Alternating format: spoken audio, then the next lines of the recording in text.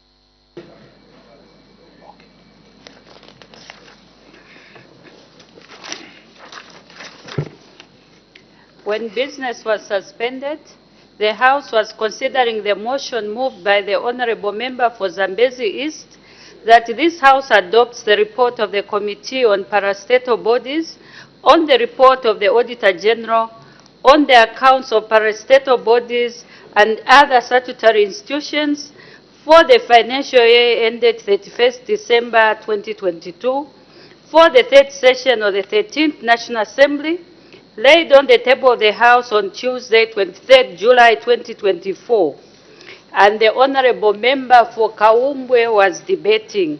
May the Honorable Member continue. Thank you, Madam Speaker. Most of the audit queries that are cited in the report for more than 13 parastatal companies and statutory institutions are citing lack of financial discipline and contract management. Some of the institutions that I have, that I'm going to talk about are like the Ministry of Finance, the contract for supply, delivery, installation, and commissioning of a fruit processing plant in Katete district. Madam Speaker, this project is a very good project to process fruit in Katete district, in short, the Eastern Province. That would improve the malnutrition levels of our people and also improve the economic livelihood of the society around the fruit processing plant.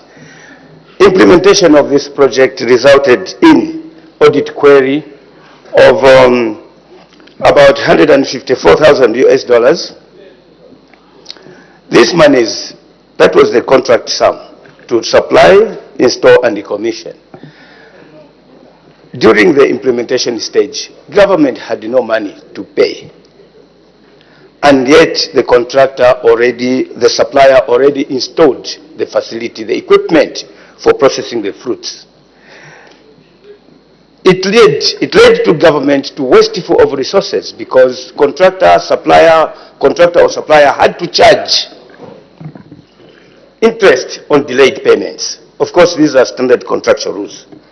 $40,000 US was paid on as interest on delayed payments. And government reached an agreement to ask the contractor never to accrue interest on delayed payments. But the worrying thing is that ever since government cleared the contractual obligations on their part, this very fruit processing plant in Katete district is not operational. Government cleared the bill in 2022. 2 years down the line, it is a white elephant up to date that we're talking. This kind of wasteful of resources and the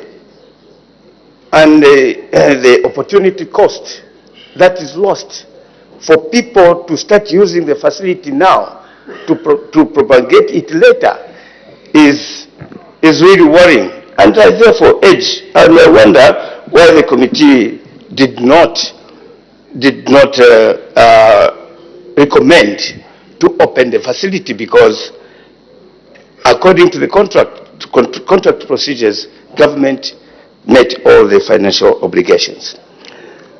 The other audit query that I'm going to focus on is on page 30 of your report, Zambia Railways.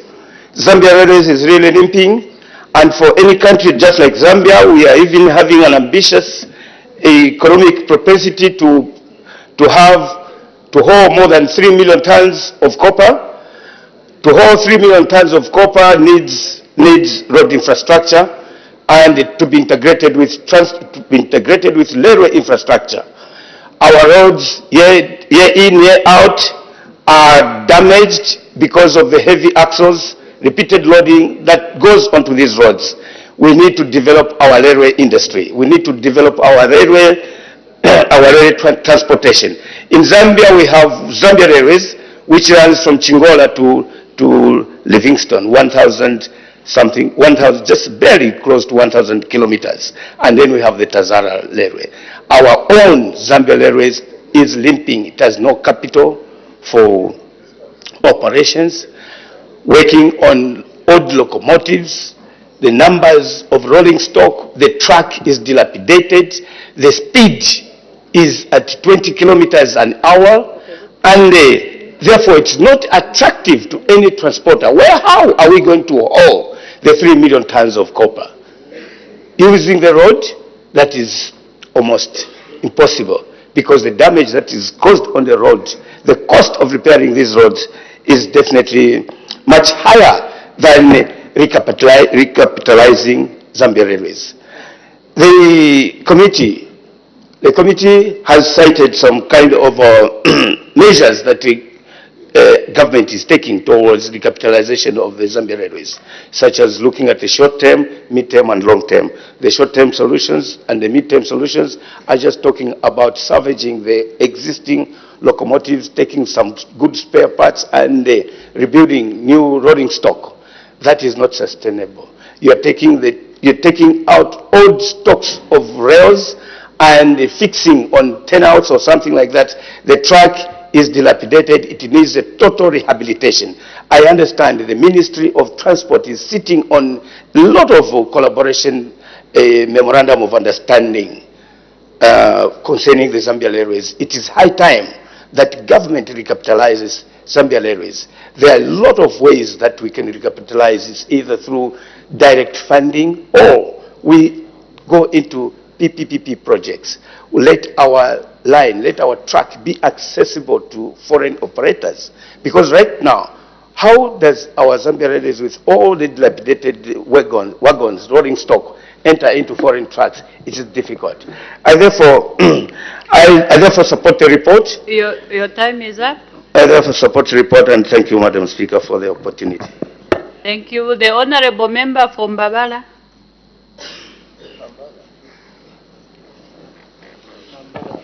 Yeah, thank you so much, Madam Speaker, for giving the good people of Mbabala an opportunity to contribute to the report on parastatal bodies, ably moved by Honorable Kambita and seconded by Honorable Nyemba.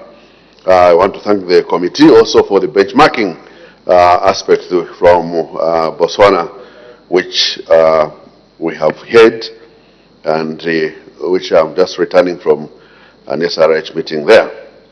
Madam Speaker, the people of Mbabala are concerned with this report, which of course carries a hangover period from the outgone PF regime, because this is an audit report for the year ended 2022, and definitely the remnants of the way of governing and managing parastatals under PF are still very visible in this report.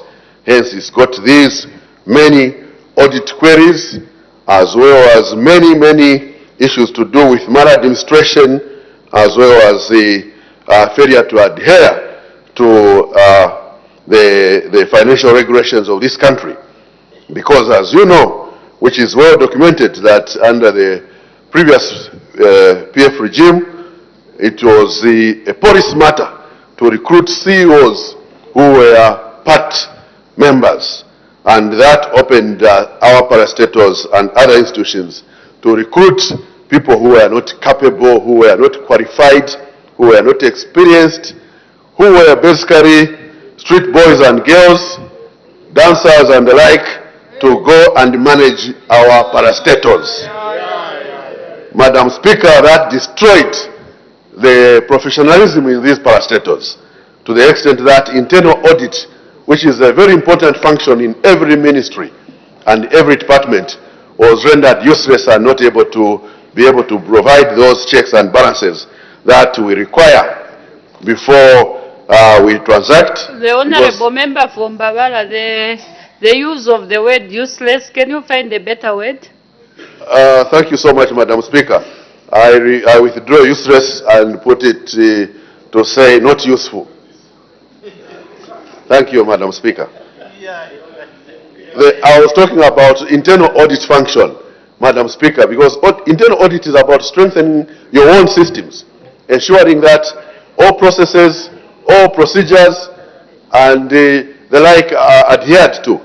And what we are seeing in this report is that all these processes and procedures were thrown out of the window. And this can only come when you have CEOs who have no professionalism, but who are just there for their personal benefit. As a result, this gave us these queries and problems.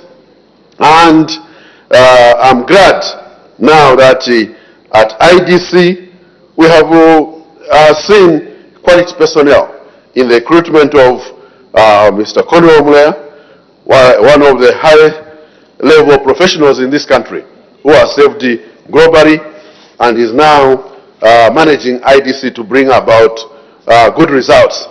And one of the issues which definitely, which we have discussed, the issue of the food processing plant in Eastern Province, which indeed accrued this unpaid interest. And this comes in many parts of the report, where these, I would call them syndicates, were conniving to ensure that things are not done timely, and as a result, government loses money by paying huge interest on delayed payments.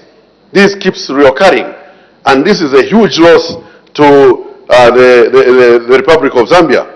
And it is in this line that, Madam Speaker, I recommend that law enforcement agencies take keen interest by going to study and investigate this report further, so that those who did such acts, who presided over these delayed payments to ensure that we accrue these $40,000 interest payment and the like, are brought to book. We cannot continue on this trajectory. We now have to follow the methodical way of doing things, where things are done properly by the new Dawn government. Further, Madam Speaker, we need to improve on detection of maladministration and the failure to follow procedures, and of course continue on the methodical way of employing quality CEOs who are qualified and experienced in most of these parastatals, so that we can run them professionally and continue to serve this country. These parastatals, just a few years ago under the UNIP regime, they were serving this country in a lot of areas. But in the recent past, they completely failed this country. The issue of Zambia Railways. Zambia Railways was funded, Eurobond, I think that was 800 million or something like that, and we got excited as a country, but at the end of the day, there was zero result. It has to take the new Dawn government to do the debt restructuring over the same Eurobond, which was supposed to serve Zambia Railways to improve the transport system in this country as we go towards that 3 million metric tons of copper for this country and save our roads. So such actions which are destructive to the country must be culpable, Madam Speaker, so that people will get scared in future to do such bad things like the way Zambia Railways was routed instead of it saving us, and now we are restructuring the debt which came out of that. And the first of its kind, where Zambia is the first country to restructure this debt and being a lesson to everybody around the world. So, had it not been for the skills of His Excellency, President Dr. Hakainde, we would not be where we are today. But because of his skills, we have seen Zambia achieve this. Madam Speaker, I also want to say the issues of hunger raised by some of my colleagues out of this report are very well dealt with by the new Dawn UPND government. All the 84 districts have been mapped that are suffering from hunger, and the program has been put, Work for Cash and Food. This program is in those 84 districts. We have the social cash transfer program. It's working countrywide, and it's been enhanced in the 84 districts of this country. We've got many other programs, citizen economic empowerment, the loans from CDF and grants from CDF. Surely, every working member of parliament must take charge and ensure that their people, Madam Speaker, are saved from starvation, whilst we use parastatals to generate more resources for us to share as a country and improve our spending opportunity as a country. The parastatals are there to make profit for us, and then we can take these resources both to economic development and social spending to safeguard our people. Therefore, we should be able to assure these constituencies that definitely their people are safe, because these programs are there for government. Madam Speaker, with these remarks, I want to thank you and call for continued efficiency and effectiveness in the delivery and management of our parastatals. I thank you. Thank you. There's an indication for a point of order. The Honorable Member for Chipiri, what is your point of order? Thank you, Madam Speaker. Madam Speaker, the Honorable Member was just been debating. He was supposed to report to debate the report, but he is responding as if he's the minister. Is he a minister? Or you want to be one? So I was wondering why you want to tell us what the government is doing instead of waiting for the minister to respond. I need your serious ruling, Madam Speaker. Thank you. Thank you. The Honorable Member, you haven't even cited, but what I can say, it's a debate. The member can take any angle and maybe even structure his own debate. It's up to the member. So the member was not out of order. He was debating. The Honorable Member for Chama North.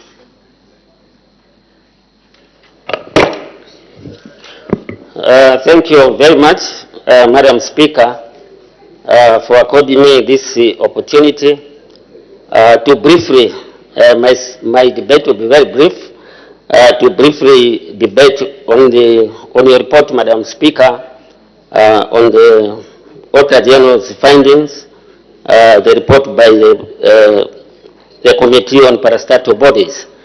I want to thank the mover of this report and also the seconder. Madam Speaker, it is very sad that 60 years after independence, our state-owned enterprises continue to perform very, very poorly. We expected that, having been independent for 60 years now, we expected that most of these parastatals today, some of them should even have attained multinational status. But you find that these parastatal bodies, instead of moving forward, were retrogressing. It's very sad that out of 16 companies, I don't see in the report from the Committee on Parastatal Bodies, all the companies are rocked with irregularities, failure to make profits, etc. Every year, Madam Speaker, the Committee on the Parastatal Bodies comes to this August House to present a report on the performance of our parastatals in this country. It's a very sad development, and I think it is important that we must find out the root causes. What are the root causes of these parastatals failing to perform to the expectations of the Zambian people? I worked for a state-owned enterprise for about 15 years, and I feel that I think as a country we need to do more if these parastatals have to perform to our expected standards. Madam Speaker, I was saying that as long as we don't address the root causes of these challenges, even 10 years from now, 5 years from now, we shall be talking about the same thing. I think the first thing we must address is these people who run these parastatals, are they competent? Are they the right people who are supposed to run these parastatals? To me, I believe that in most cases, these people are not the right people. They are never appointed on merit. We don't see adverts coming to say, IDC, we want a CO, ZESCO, we want a CO there, Zambia Airways, we want a CO. We just hear names that people have been appointed to run these parastatal companies. And how do you expect these parastatals to perform to expected standards? Because there's no competition. Let's allow Zambians, regardless of where they're coming from, to be able to have an opportunity to serve in these institutions. Unfortunately, like what my colleague said there, under the UNIP government, at least appointments were based on merit. For you to be MD for Tazara, ZESCO, people had to be appointed purely on merit, people with massive proven experience of running these institutions. But after the fall of the UNIP government, unfortunately, appointments have not been done on merit, and the same has continued. Why don't we allow right people to apply for these jobs? The report also highlights about the audit, internal audit controls. Madam Speaker, we have got audit controls in these state-owned enterprises.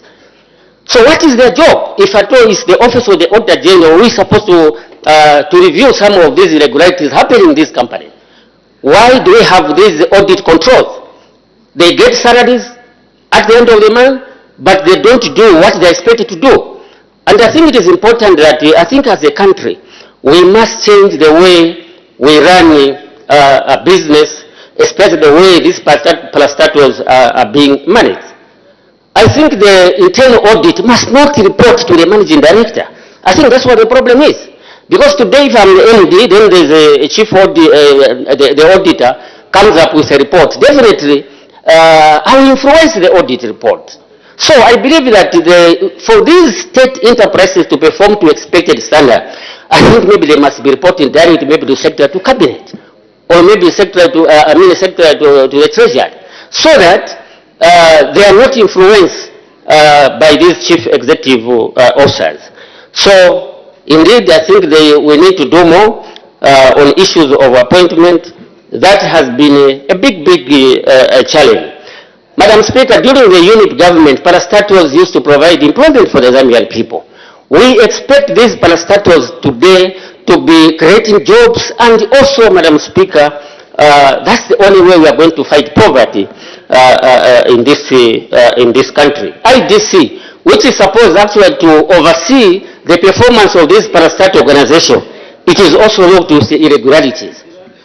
Now, if IDC, which is supposed to oversee the performance of this parastatal, is also locked with irregularities, how do you expect the parastatals to perform to expected standard?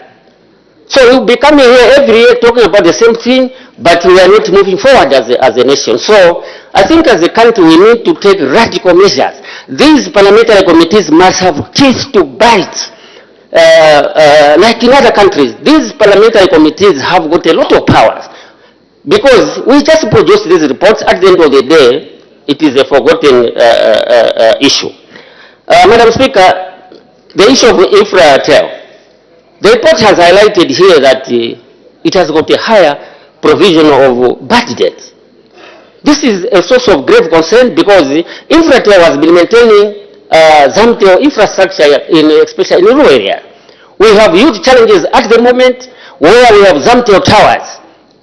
People cannot access internet, they can't access phones, maybe only some few hours in a day, because Infratel is failing to maintain these institutions, these assets, because maybe Zamtel and other companies are not able to meet their financial obligations. So I think there's need that companies like Infratel, they must be able to ensure that they generate more resources and ensure that they are able to maintain this some type of infrastructure.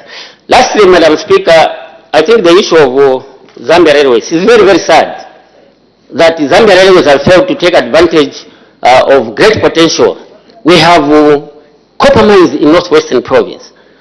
We have copper mines on the copper belt. They can take advantage of the same so that they increase on their cargo. But at the rate, the way Zambia Railways is operating, the track is poor, locomotives, they are old or they are inadequate. Our friends in neighboring country in Tanzania, they are having speed trains. Ethiopia, they are doing the same, but why are we failing ourselves? So I think we need more investment in the Zambia Railway. We want to see to it that we have got a railway line from Solwezi up to Livingstone and in these border areas. I think that way the company will be able to perform better. So with these few remarks, I say I support this report. I thank you. Thank you. The Honorable Member for Kanyama.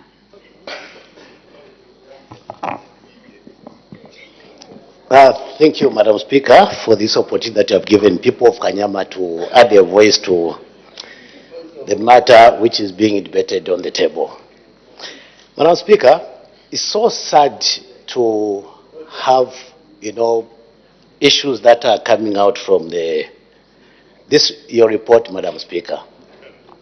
Madam Speaker, this country is governed by the laws, rule of law. Meaning whatever bit that the government is doing, Madam Speaker, should be supported. Honorable Member from Mbabala, is it compelling? Yes, it's a very important Okay, we are sort of behind time. Yeah. What is your point of order? Thank you, Madam Speaker. In line with the Standing Order 71, I just wanted to ask whether my brother, Honorable Mutayacharo, was in order to debate about Zambia Railways without mentioning the excellent job being done by a gallant son and honorable member of this House previously, Honorable Haj Puka, who is the board chairman there now and doing an excellent job. I thank you. Honorable Member, you are out of order. You should have brought that matter in your debate. You were given an opportunity to debate. Why do you want your friend to bring it up in his debate? The Honorable Member for Kanyama, you may continue. Thank you so much, Madam Speaker. Like I was saying it saddens me actually to see reports like this one that we are looking at now, bearing in mind that this country is governed by the laws. We're talking about rule of law. So meaning whatever issue that would come, either parastatal or any government entity or whatever institution, is supposed to be supported by a piece of registration that is being enacted from this. Madam Speaker, I want to briefly align my debate on your report under page 3. Lack of boards of director, 6 boards. Madam Speaker, like I said, there are guidelines through which, in event the tenure of office for a particular board comes to an end, there's a period through which you are required to institute another board. Now, if we are going to be in nature into actualizing that which the law demands, Madam Speaker, realize that these are the situations where the government is very, very busy and serious actually, trying to bring development to the people. But because of such inertia, where someone is sitting on a piece of law that guides that person on how to and when to and where, is not actualizing that, then you find the grassroots all the time will be complaining. Like my colleague from Chairman North has put it, the question that he has asked, where have we gone wrong? What is the problem? The legal framework is in place. where's the problem? What needs to be done? Can we look at the root cause of that problem? Which brings me to the issue of looking at people who are tasked to manage such, such companies. Are they credible people? Do they understand their roles? If they understand, then where is the problem? Madam Speaker, if you look at the board, the function of the board, this is the conduit through which a company, a corporation is directed. It will give direction on how that corporation is supposed to be directed going forward. Now, without a board, then what will stop management to do whatever they want to do? What will stop the CEOs do whatever they want to do? And this is the reason why, if you look at the previous, global crisis that we had, these were the results where the one who's supposed to supervise the supervisors has gone to slumber. Then others would want to give themselves huge loans, they want to give themselves huge allowances and the like. And as a result, we had that, 2008, 2010, global crash. So, for me, I would want to see a system where people, those who are brought into these offices, to manage these offices, let us look at their credibility. Are they people that are going to spearhead that which this company is supposed to, to produce? Because at the end of the day, these parastatal companies, they exist because of us, the people, the commoners. So, the issue of choosing these people, I think we just need to find some other technicalities that we are going to put so that these people, each time they are put in there, they are able to execute their mandate in accordance to their functions. Madam Speaker, I submit. Thank you. The last two honorable members, we are behind time. Is it possible you can share the 8 minutes? The honorable member for Namwala. Thank you so very much, Madam Speaker, for according me this opportunity to add 2 sentences to this very important motions on the floor of this House today. Madam Speaker, my submission will be purely administrative. Madam Speaker, when you look at these parastatals that we are talking about, Madam Speaker, there is always a failure to observe the Public Financial Management Act. The role of Parliament is to enact laws, and these laws are supposed to be observed. But these same establishments that we make out of this Parliament, Madam Speaker, there is always evidence that they have failed to respect the laws or the acts that they serve under. That ought to improve. Madam, failure to respect the audit process. Madam, there is a tendency where when the Auditor General makes a notice to actually audit these firms, they have always failed to provide necessary documents before the auditors. And this process alone has made it very difficult for the auditors to perform their duties as per law. And we demand that our people responsible, the people managing these parastatals, ought to realize that they are doing these things on behalf of the citizens. As such, law ought to be respected. Another issue, Madam Speaker, there are a couple of parastatals which actually sitting on land that is unsecured, meaning there are no title deeds. So it's very important that government property ought to be respected. Further, Madam Speaker, we have observed that the appointments of these boards, we have taken a laissez-faire kind of attitude where we wait for the term to elapse or to get to an end. And that's when we start looking at who comes in to actually manage these bodies. So the CEOs has failed to actually at points adhere to the laws because the board to superintend over them are not there.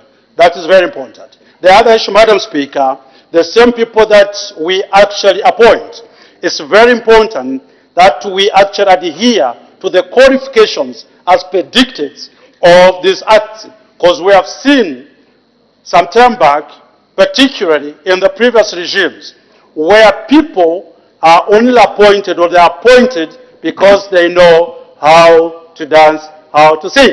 And this has caused these companies to get under. And that ought to be changed. So we want to put it clear that the people responsible, particularly the ministers, when it comes to issues of appointing boards, we need first of all to do them timely, and we need to ensure that we put people who are qualified. Madam Speaker, I submit. Thank you. The Honorable Member for Bwana Mkubwa.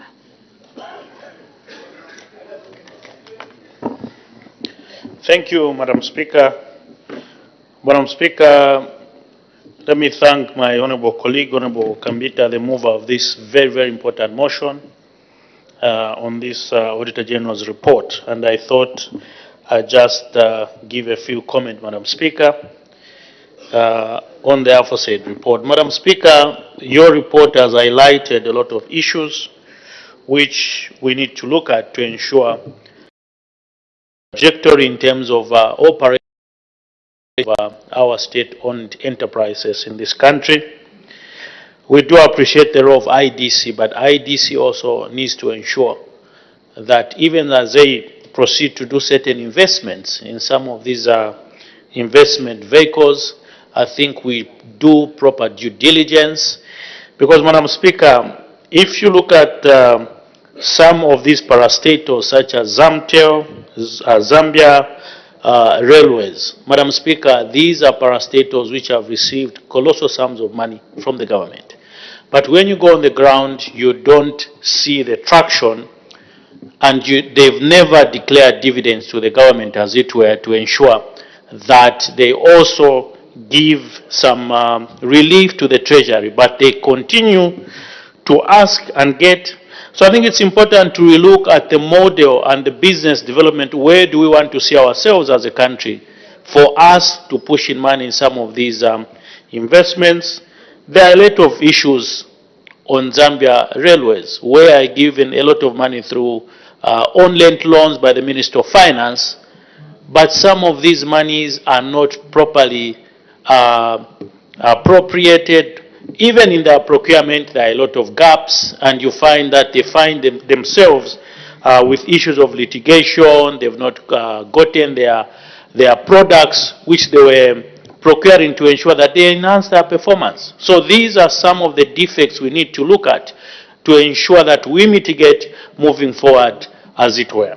Madam Speaker, let me comment on Zamtel. Zamtel did a rollout of towers, huge sums of money, but you find most of those towers, they were social towers, where there's no, they have no commercial value, as it were.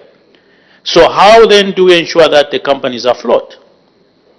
How, for instance, do you have a revenue of 8.2 million, then your expense is 28 million to sustain those social towers? Then how then do you make profit to declare dividends? So these are some of the investment issues we need to look at critically to ensure that some of these or most of these parastatals are afloat. However, there are good ones who have declared dividends, such as Zanaco, Indobank, and we need to ensure that we put money where we are getting a benefit as a country moving forward. So, Madam Speaker, it's just that I don't have enough time. I wanted to comment on Mukuba, the refurbishment of Mukuba Hotel in the Copper Belt in the district where I come from, where contracts were not cleared by the Attorney General's chambers. These are some of the misgivings which we need to ensure that are kept, and the CEOs who are running those parastatals, they should know that it's not business as usual, but these are monies coming from the Zambian people. We need to invest in areas where we can get a benefit. if you look at some of these parastatal companies, if you look at if you do your investment appraisal, you look at their debt equity ratios, they are merely surviving, Madam Speaker. So it's important that we relook at these issues through their investment vehicle, which is IDC, to ensure that we are moving in a right direction. Madam Speaker, as I support this motion, I thank you so much, Madam Speaker. Thank you. I'm now going to invite the honorable ministers to respond. I'll start with the acting Minister of Health. Pardon? Oh, sorry. Sorry for that, honorable minister. The Minister of Health. Thank you.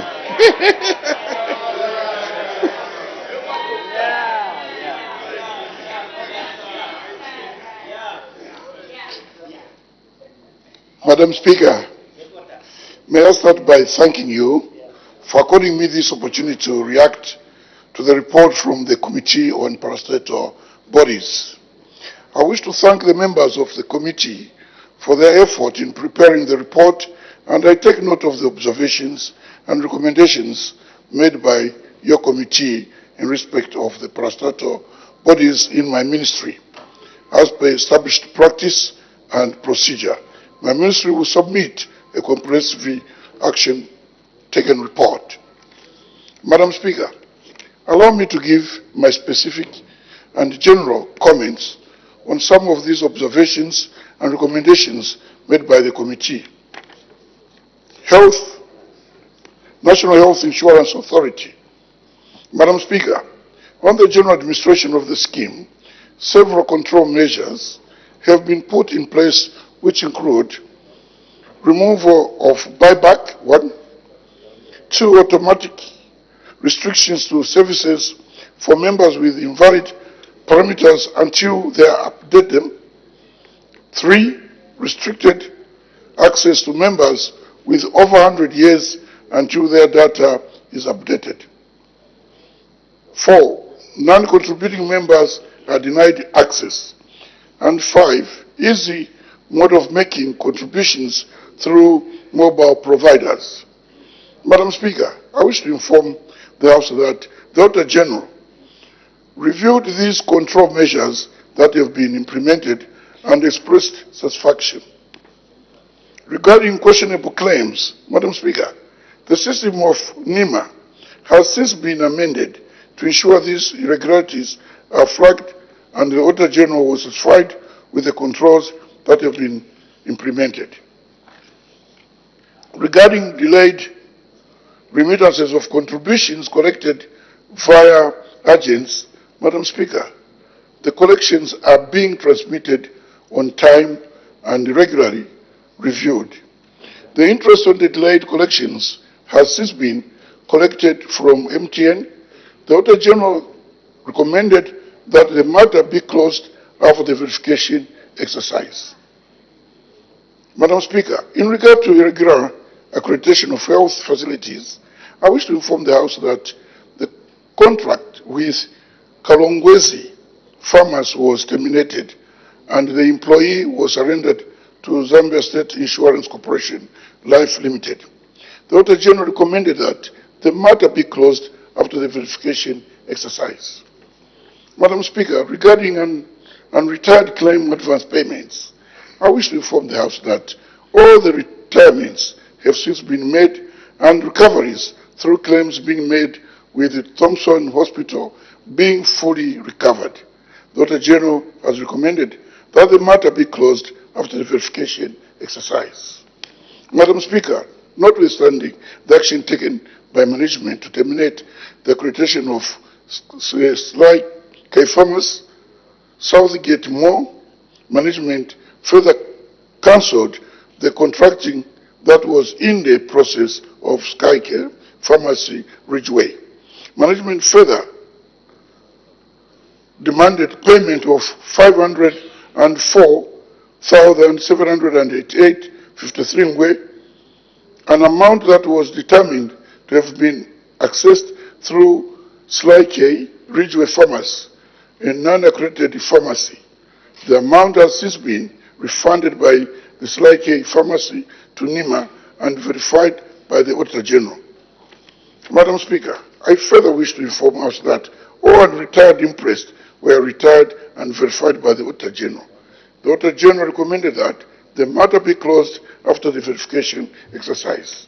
Madam Speaker, regarding failure to inscribe assets, I am pleased to inform the House that the assets were since inscribed by the Ministry in June 2024. Zambia Medicines and Medical Supplies Agency. Madam Speaker, it is true that ZAMSA had unspent funds amounting to 2.3 billion kwacha of the Medicines and Medical Supplies Fund, which remained at the end of 2022. I wish to further state that the balance of the funds unspent at the end of the 2022 resulted from the lean procurement structure and staffing, which, however, has since been addressed with a more robust procurement function currently in place at ZAMSA. You may wish to note that ZAMSA spent the 2.3 billion in the drug fund during the year 2023, with a large portion of that amount being spent on essential medicines. The rest of the funds were spent on malaria drugs, blood safety, commodities, among others. Madam Speaker, concerning failure to submit audited financial statements, the House may wish to note that the outstanding financial statements are nearing completion, with 2019 being finalized by Ernst & Young, a private auditing firm that audited the financial statements for then Medical Stores Limited. Madam Speaker, the status of completion is around 99%, with the external auditors indicating that the final exit meeting will be held by the first week of August 2024. Madam Speaker, the financial statements for the subsequent financial year 2020 to 2023 have been drafted and await auditing by the Office of the Auditor General. Madam Speaker,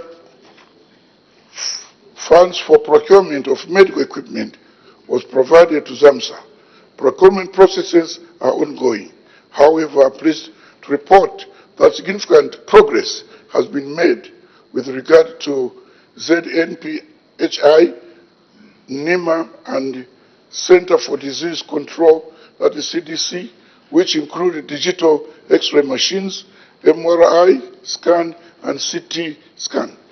Madam Speaker, regarding inadequate ambulances at the selected health facilities, I wish to report that for the CDF 156 basic life support ambulances, the contract was awarded and production of the ambulances commenced in June 2024. The expected delivery period is 16 to 20 weeks. I'm pleased to report that the first consignment of the 25 ambulances will be delivered in August 2024. Madam Speaker, regarding lack of receipt and disposal details of regional hubs, the House may wish to know that appropriate administrative measures to address the matter have been taken by the ZAMSA management. In particular, a number of staff transfers and changes have been effected with a view to strengthening the internal control environment with the agency. Regarding accounting irregularities and failure to set obligations, Madam Speaker, the House may wish to know that ZAMSA has been servicing the accrued debts despite existing funding challenges. Furthermore, in addressing the matter of negligence in the production of financial statements, ZAMSA management took appropriate disciplinary action against erring officers. Madam Speaker, currently, the agency is making effort to ensure that all the financial statements are finalized by the end of the third quarter in order to comply with statutory requirements. Madam Speaker, as I conclude, may I reiterate my gratitude to your committee for this report and wish to state once again recommendations and comprehensive action taken report will be prepared for the August House.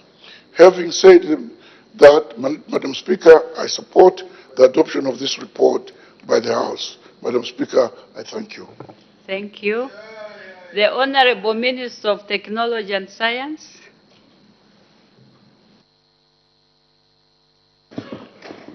Madam Speaker, just a brief comment on the issues that have been raised regarding Zamtel and Infratel. Madam Speaker, we are taking practical action, particularly regarding the towers that were delivered and managed by Infratel, and some of them managed by Zamtel. These are the towers that were deployed in the underserved and unserved areas. As a consequence, as put in the report, these towers are not profitable. So the decision that has been taken is that these towers will be transferred to ZICTAM and managed under the Universal Fund because they are not profitable. So we'll leave Zamtel with only the towers that are operating profitably so that Zamtel can be sustainable. There have been a heavy loss on the operations of Zamtel, including Infratel. In addition, Madam Speaker, with the challenges that we're having in terms of power, it's also exerting tremendous pressure on the operations of both Infratel and Zamtel. We are trying very hard to continue to support them so that service is not disrupted. Madam Speaker, I thank you. Thank you. The Acting Minister of Finance and National Planning.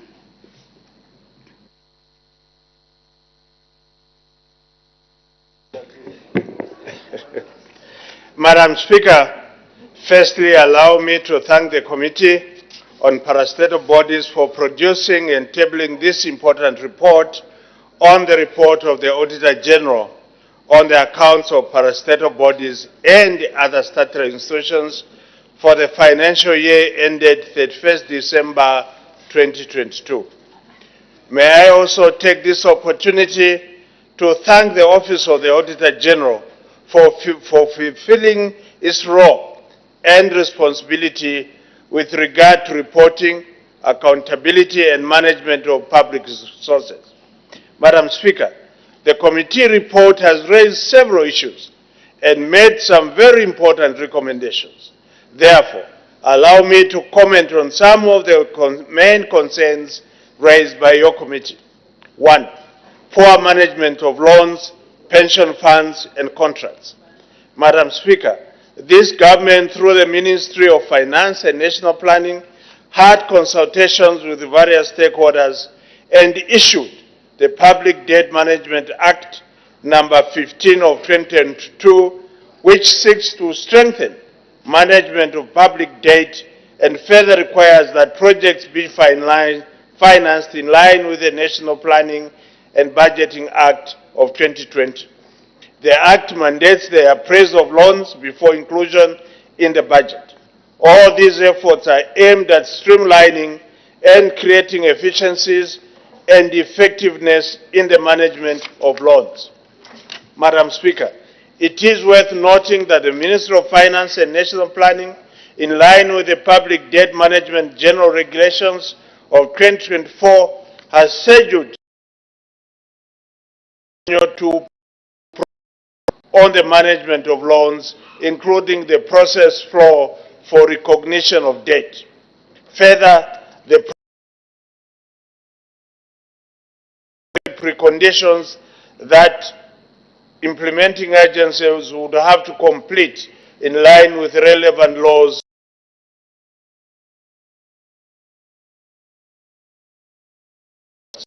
This administration is committed to ensuring that all government contracts are managed with the efficiency and effectiveness that is required by the people of Zambia.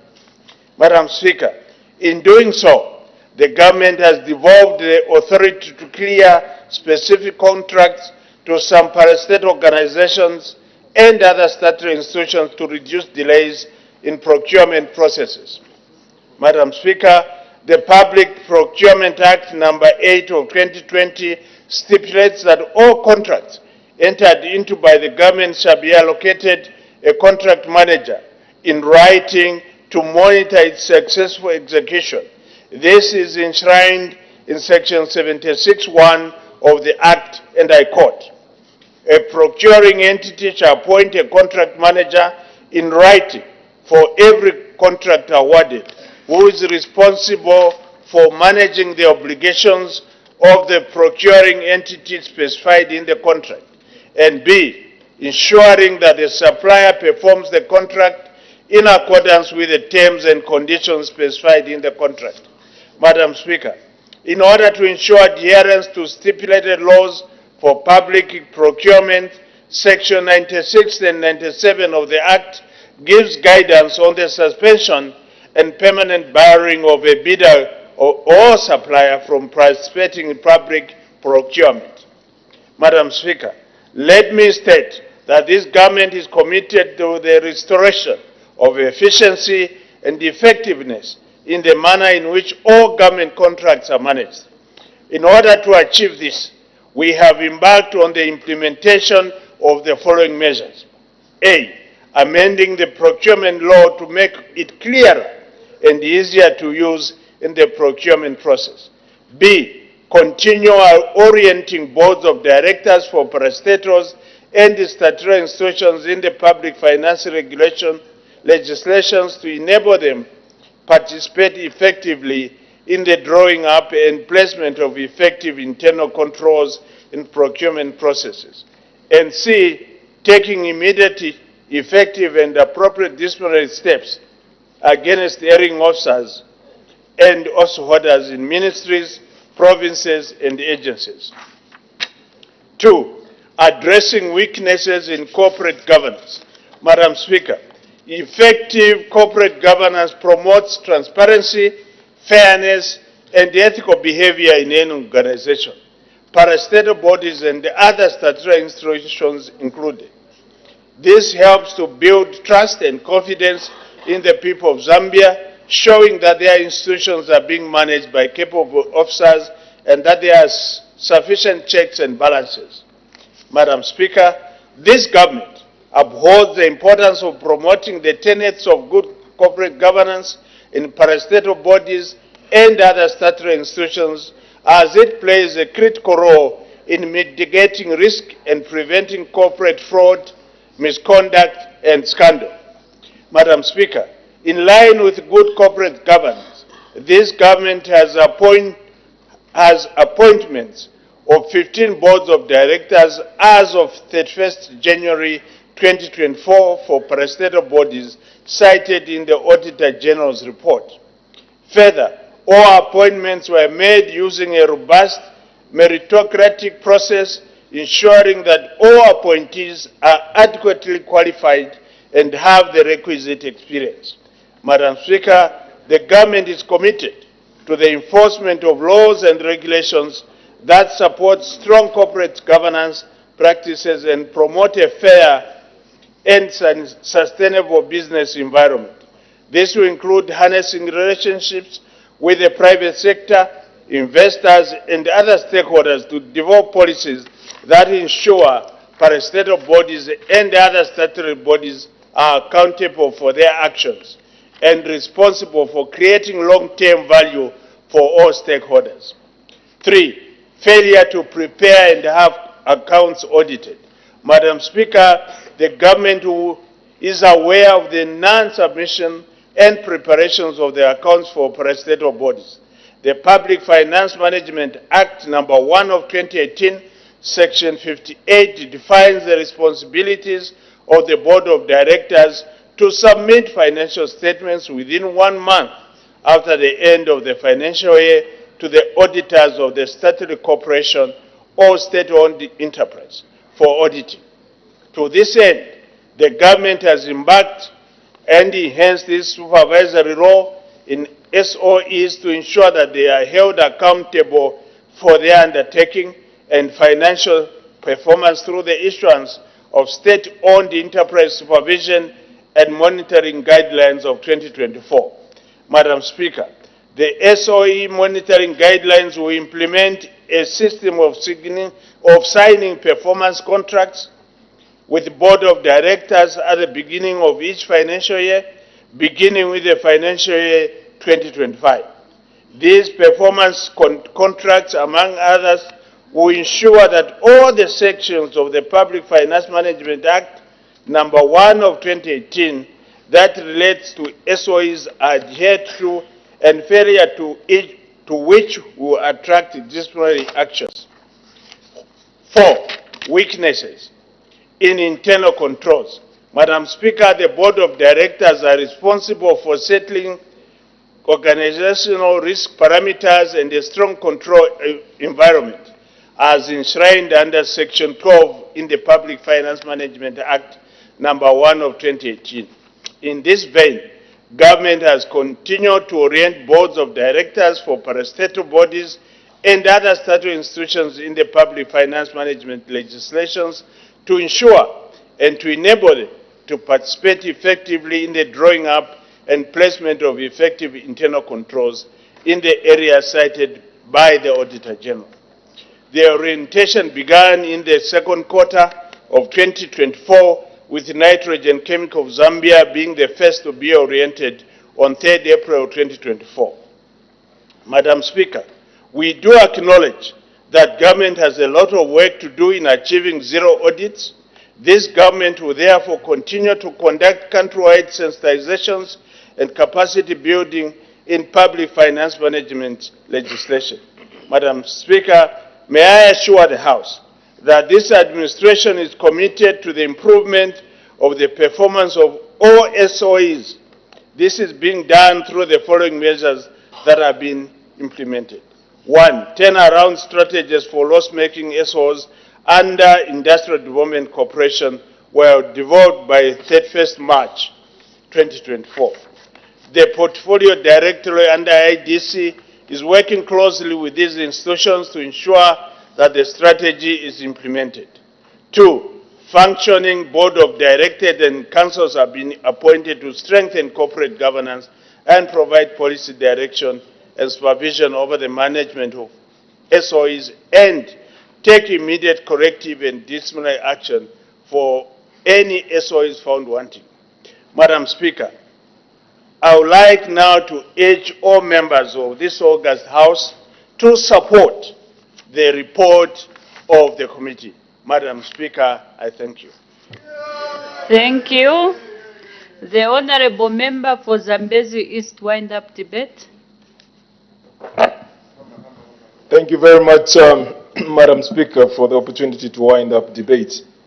Indeed, in winding up debate, I must be on record to actually pay tribute to all honorable members that have competently debated the report of your committee on parastatal bodies, and to mention them, Honorable Mwila of Mfulira, who also delved into issues to do with the performance of FRA and an isolated case at FRA, which is a subject of a forensic audit out there. And I would like to mention at this point that those are effects of the challenges that we had, which came from the previous regime. And definitely the law enforcement agencies are taking care of that isolated case, which has to do with in-house trading. And Honorable Kapyanga of Mpika also talked about reconciliation of records of stock at FRA, which are also a subject of forensic audit, because these are issues to do with internal controls, and some of the issues are also an understanding or misunderstanding of the systems between the auditors and the parastatal body systems. Honorable Member for Lufubu, Honorable Kolala, passionately debated about Zambia Railways, of course, having institutional memory from that background. And Honorable Sialubalo of Sinazongwe also debated on internal controls. Dr. Mwanza, who is also a civil engineer and with a lot of experience in railways, made comments and suggestions, and I would like to thank him for his suggestions. Honorable Munsanje of Mbabala also talked about the effects of poor policy, of course, which was inherited from a previous regime. Honorable Mtachalo also talked about internal controls, and Honorable Chinkuli alike talked about internal controls.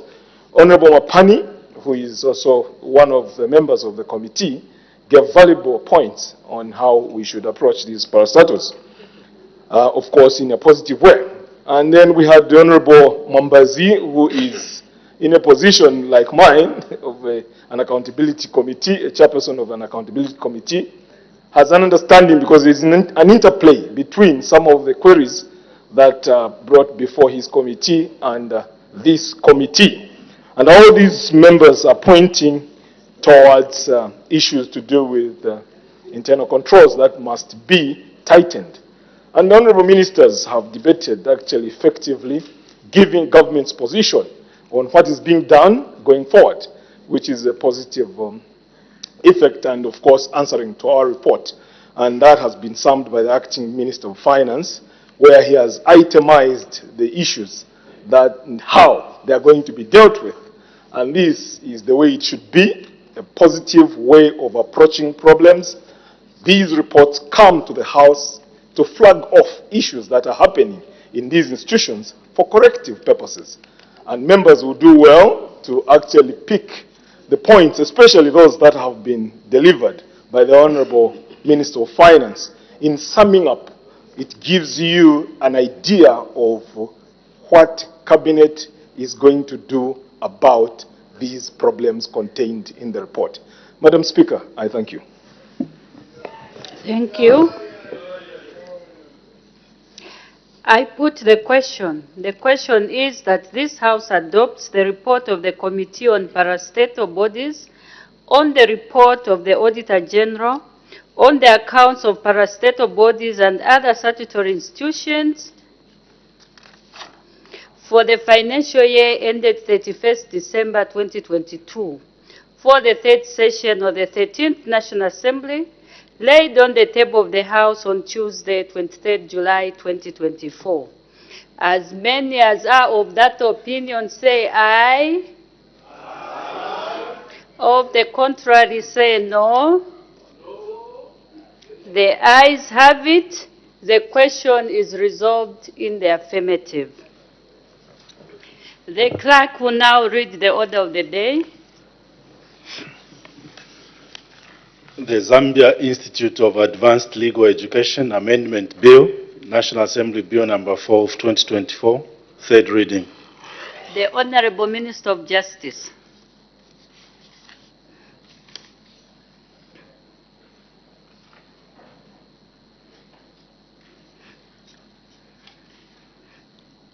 Okay. Thank you, Madam Speaker. I beg to move that the bill now be read for the third time. The question is that the bill be now read the third time. Any debate? Any objection? The question is agreed to. Let the bill be read the third time.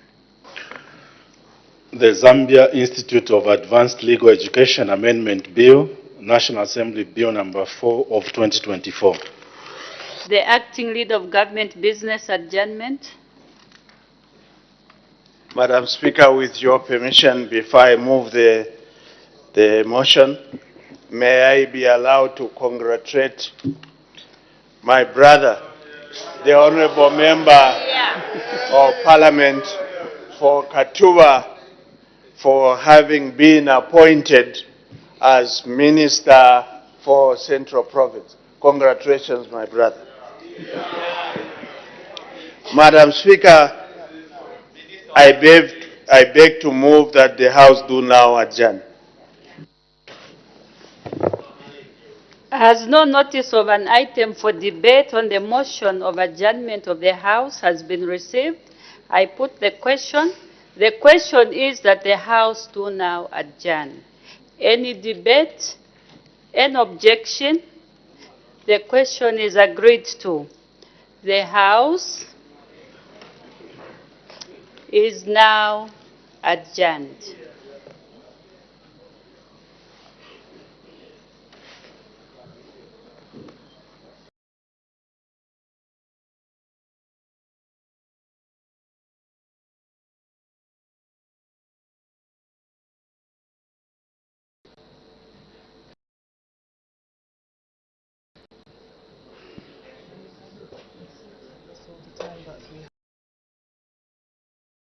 Wednesday, 24th July. Marks the end of today's parliamentary proceedings. Be sure to make a day with us tomorrow, starting at 14:30 hours from now. Time now to look at what has been considered on the floor of the House. Madam Speaker did make an announcement. She did from BY School in Kamwala, Lusaka district. And so on behalf of the National Assembly of Zambia, she warmly welcomed the visitors. After that, the House went on to consider 3 questions for oral answer under Standing Order 80, and 1 question was withdrawn. But before that, Madam Speaker did render a ruling. Madam Speaker named a Member of Parliament for Lunte, Mr. Mtoto Ikakwaya, and he has since been suspended for a period of 7 sitting days, effective today, Wednesday, 24th July 2024. And so this is in accordance with the Standing Order 221 and 2, Section 28(3) of the National Assembly of Zambia Powers and Privileges Act, Cap 12 of the laws of Zambia. So like my colleague mentioned, the House did consider, initially was supposed to consider 4 questions for oral answer under Standing Order number 80. Question 394 was supposed to come from Chitambo. It's been withdrawn. So we'll go through some of the responses to the questions for oral answer under Standing Order number 80 that were considered today. And question number 395 came from Kalavo Central Member of Parliament, Mr. Chingami Yutu. He directed his question to the Minister of Justice. He wanted to find out whether the government has any plans to rehabilitate houses for local court officers in Kalavo districts which are in a deplorable state. And the minister did say that the rehabilitation of houses for local court officers in Kalavo district is part of the Judiciary 2024 budget, which means government has plans.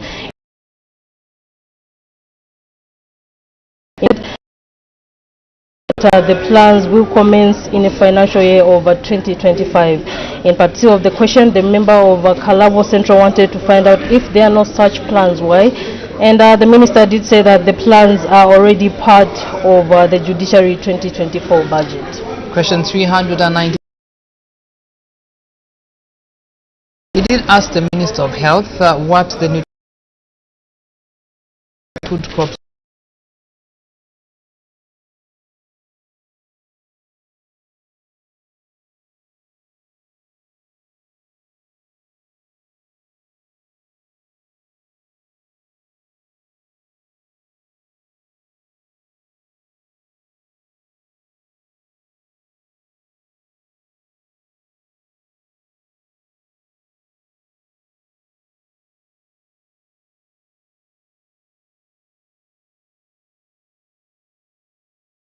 because certain foods actually do have health risks.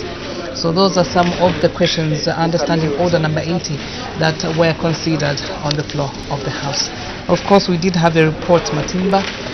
Yes, Zambezi East Member of Parliament, Mr. Brian Kambita, did move a motion urging the House to adopt the report of the Committee on Parastatal Bodies on the report of the Auditor General on the accounts of parastatal bodies and other statutory institutions for the financial year ended 31st December 2022 for the 3rd session of the 13th National Assembly, laid on the table of the House on Tuesday, 23rd July 2024.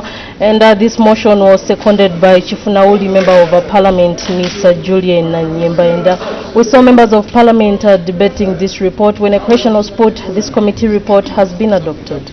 And lastly, on the order paper for today, the House did consider the Zambia Institute of Advanced Legal Education Bill, National Assembly Bill number 4 of 2024. The bill was read the 3rd time. And that's all the time that we had for you today, Wednesday, 24th July 2024.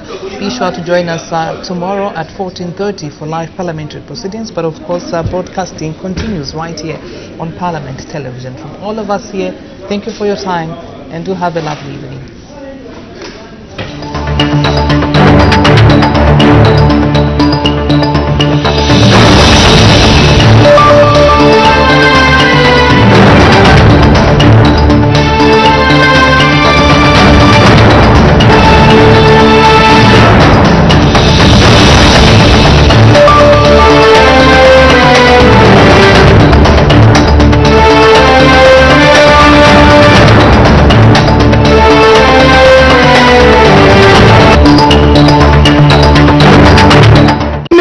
significant development, government has reaffirmed its dedication to combating corruption following the ministerial statement issued by the Vice President, Mutale Nalumango. And so this particular statement was prompted by the Speaker of the National Assembly, Nelly Muti's directives. 1. Revision of the anti-corruption policy. The new Dawn administration revised the National Anti-Corruption Policy in 2023. The policy provides a framework for preventing and combating corruption in a comprehensive, coordinated and inclusive manner. And so government has maintained a zero-tolerance stance on corrupt practices despite challenges faced. In this regard, support is being provided to the law enforcement agencies, the judiciary,